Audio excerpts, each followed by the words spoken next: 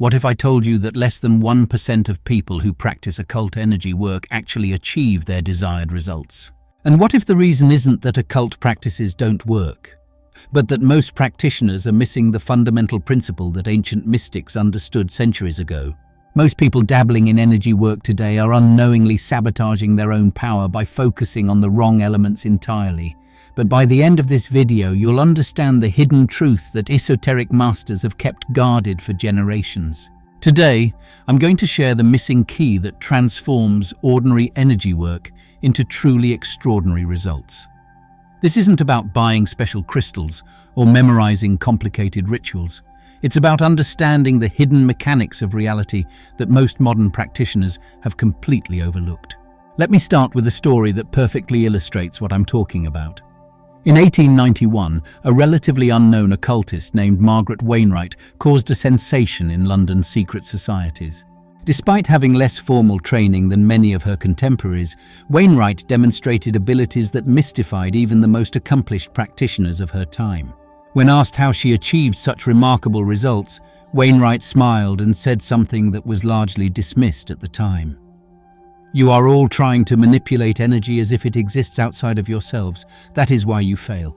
What Wainwright understood, and what most modern practitioners still don't grasp, is that occult energy isn't something we work with. It's something we are.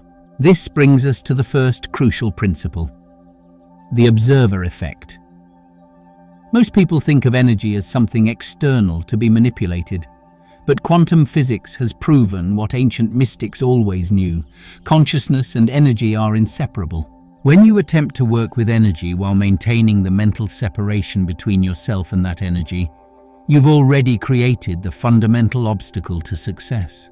It's like trying to move your arm while believing your arm is separate from your body.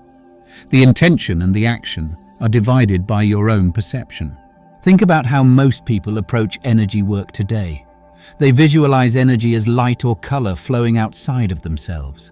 They think of crystals as containing energy separate from their own consciousness. They conceptualize chakras as distinct energy centers rather than expressions of their own awareness. This fundamental misconception creates the invisible barrier that prevents real power from manifesting. The ancient Hermetic principle, as above, so below, as within, so without, wasn't just philosophical poetry, it was a technical instruction for successful energy work. What's fascinating is that every major esoteric tradition, from Eastern mysticism to Western ceremonial magic, contains warnings about this very mistake. Yet these warnings have been consistently misinterpreted or overlooked entirely by modern practitioners. In Taoist alchemy, there's a concept called wei wu wei, action through non-action. This paradoxical teaching points to the truth that the highest form of energy work isn't about doing something to energy, but about recognizing that you and the energy are one unified field of consciousness. Consider this. When you think about moving your hand, do you need to visualize energy flowing into your muscles? Do you need to concentrate on the electrical signals in your nervous system? Of course not. Movement happens effortlessly because there's no perceived separation between your intention and your physical body. True occult mastery follows the exact same principle. The most powerful energy work happens not when you try harder, but when you dissolve the illusory boundary between yourself and the energy you're working with. Let's look at a practical example. When most people attempt to perform energy healing, they visualize light or healing energy flowing from their hands into another person. This approach can produce some results, but it's inherently limited because it reinforces the illusion of separation. The master healer, however, recognizes that there is no fundamental distinction between their consciousness and the person they're healing. They don't send energy over there. They simply shift awareness within the unified field they both exist within. The difference in results is dramatic. Think about the most remarkable occult practitioners throughout history. People like Aleister Crowley, despite his controversial reputation, understood this principle deeply. When Crowley wrote, "Every man and every woman is a star," he wasn't being poetic. He was describing the fundamental nature of consciousness as both individualized and universal simultaneously. This brings us to the second key principle: resonance versus manipulation. Most modern approaches to energy work focus on manipulating energy through willpower. This is like trying to change a river's course by pushing against the water with your hands. The master practitioner understands that energy responds to resonance, not force. By changing your own vibrational state, your thoughts, emotions, and beliefs, you automatically shift the energy field around you without effort. This is why the ancient maxim, "Know thyself," was inscribed at the entrance to the Temple of Apollo at Delphi. Self-knowledge is the foundation of all effective energy work. When you attempt to manipulate energy while harboring thoughts of doubt, fear, or separation, you're sending contradictory signals into the field. Your conscious intention says one thing, but your deeper beliefs communicate something entirely different. No wonder the results are inconsistent at best. The occult masters of old understood that preparation of consciousness was far more important than the specific techniques or rituals used. This is why traditional esoteric training often involved years of meditation, contemplation, and character development before any practical energy work was taught. Modern occultism has largely reversed this process, focusing on techniques before consciousness development. It's like giving someone a powerful sports car before they've learned to drive. The results are predictably disappointing, or even dangerous. The third principle, which builds directly on the first two, is what I call perceptual alchemy. This is perhaps the most powerful and least understood aspect of energy work. Your perception, the way you see and interpret reality, isn't passive. It's a creative force that actively shapes the energy field around you. When you shift your perception, you literally change the energetic structure of your experience. Ancient magical texts often describe elaborate visualizations not because the specific images had inherent power, but because they were tools for radically altering perception.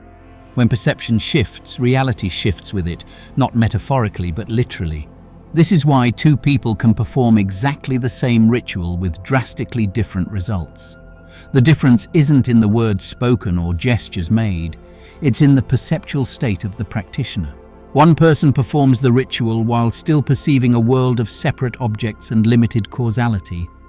The other performs it from a state of unified awareness where the boundaries between self and other have temporarily dissolved. Let me share a practical technique that demonstrates this principle. Most people who work with protection energy visualize a shield or barrier around themselves, again reinforcing the perception of separation. The master practitioner instead expands their awareness to recognize that there is no fundamental separation between themselves and the perceived threat. From this expanded perspective, they don't need to defend against anything. They simply recalibrate the entire field to a frequency where harm cannot exist. This isn't spiritual bypass or denial, it's working with the actual mechanics of consciousness and energy. So what does all this mean for your personal practice? First, it suggests that quiet meditation may be more powerful than elaborate ritual if it helps you recognize the unified nature of consciousness and energy. Second, it explains why intention setting works better when you generate the feeling of already having what you desire, rather than reaching for something separate from yourself. Most importantly, it means that developing your awareness, your ability to perceive reality beyond the conventional boundaries of separation, is the true foundation of all effective energy work. The ancient mystical schools all taught a process of progressive unveiling, removing the perceptual filters that create the illusion of separation.